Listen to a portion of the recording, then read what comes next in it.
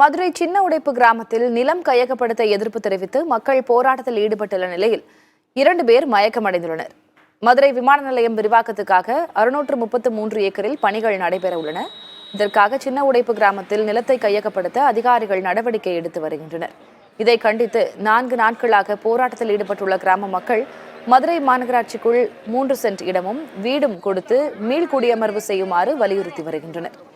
இந்நிலையில் திட்டமிட்டபடி கனரக வாகனங்களோடு அதிகாரிகள் கிராமத்துக்கு வந்தனர். முன்னெச்சரிக்கை நடவடிக்கையாக கிராமம் முழுவதும் 1000க்கும் மேற்பட்ட காவலர்கள் பாதுகாப்புக்காக குவிக்கப்பட்டனர். அப்போது கிராம மக்கள் சிலர் மேல்நிலை நீர்த்தேக்க தொட்டி மீது மண்ணெண்ணெய் கேனோடு ஏறி நின்று எதிர்ப்பை வெளிப்படுத்தினர். தொடர்ந்து அதிகாரிகள் உள்ளே நுழைவதை தடுக்க கிராம மக்கள் சாலையில் படுத்து தர்ணாவில் ஈடுபட்டனர்.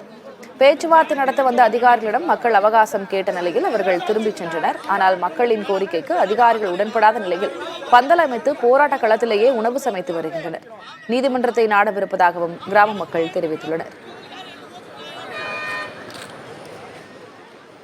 இப்போ நாங்க அந்த வீடையுமே இடிக்க போறோம் சொல்லிட்டு 4 மணிக்கு 1000 போலீஸ் வர்றாங்க. 1000 போலீஸ் எங்களை சாவடிச்சுட்டு நீங்க போய் வீடை இடிச்சுக்கங்க நாங்க சொல்றோம். இப்ப என்ன கோரிக்கை நாங்க வைக்கிறோம் தெரியுமா? மதுரை மீனாட்சி அம்மன் கோயில் தேவஸ்தானத்துல 1000 ஏக்கர் இடம் கிடக்கு. அந்த ஏக்கர்ல ஏர்போர்ட் போய் அமைங்க. இல்லையா எங்களுக்கு வீடு சின்ன உடப்ப அமைச்சு கொடுத்துட்டு நீங்க ஜேசிபி வச்சு இடிச்சுக்கங்க. எங்களுக்கு ஏர்போர்ட்டுக்குள்ளேயுமே வேலை வேணும். 50% எங்க மக்கள் கொடுத்திருக்காங்க. 50% வேலை எங்களுக்கு கண்டிப்பா வேணும். வீட்டு கூட்டுற வேலை கூட கொடுக்கலாம்ல. வெளியால எதுக்குள்ள வரீங்க? கூட்டுற வேலையை கூட கொடுங்க, நாங்க பாப்போம். படிச்சிருக்காங்க, MA படிச்சிருக்காங்க, எல்லாம் படிச்சிருக்காங்க. அதுக்கு தகுந்த மாதிரி வேலை கொடுங்க எங்களுக்கு. இப்படி இளைஞர்கள் மேலே ஏறி நிக்கிறாங்க. பெண்கள் வீட்டுக்குள்ள மூடிட்டு நாங்க வெளியே உள்ள போலீஸ் காவல்துறை இடிச்சா செத்துருவோங்கிறாங்க. ஏங்க சிரிச்சுக்கிட்டு அந்தம்மா செத்தா நான் என்னங்க பண்ண முடியும்? செத்தா என்ன பண்ண? இது யாரோட பதிலு? மாவட்ட ஆட்சியரோட பதிலா? தமிழக முதல்வரோட பதிலா? மக்கள் சாகட்டுமா சொல்றாங்க, சாகட்டுங்க. அப்புறம் சொல்றாங்க அதுக்கெல்லாம் நான் ஒண்ணும் பண்ண முடியாதுங்க, எனக்கு மேல இருந்து அதிகாரிகள் சொல்றாங்க, இன்னைக்கு நான் எடுத்தே தீர்வேங்க.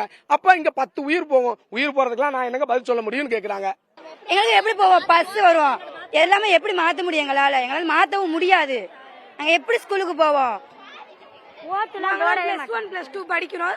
அடுத்த 3 மாசத்துல பப்ளிக் எக்ஸாம் வருது. நாங்க எப்படி படிப்போம்? கரண்டையும் கட் பண்ணிட்டாங்க. அப்புறம் எங்க நிலைமையில என்ன ஆகுறது? நீ அடிப்படை வசதி, நீ குடிக்க தண்ணி இல்ல. 4 நாளா அம்மாங்க போராட்டம் பண்ணிக்கிட்டு இருக்காங்க. எங்களுக்கு சாப்பிடல, காலைல எந்திரிச்சு டீ குடிக்கல. இதே அவங்க வீட்டுல அவங்க மகளுக்கு இந்த நிலைமை வந்து அவங்க எல்லாம் என்ன பண்ணிருப்பாங்க?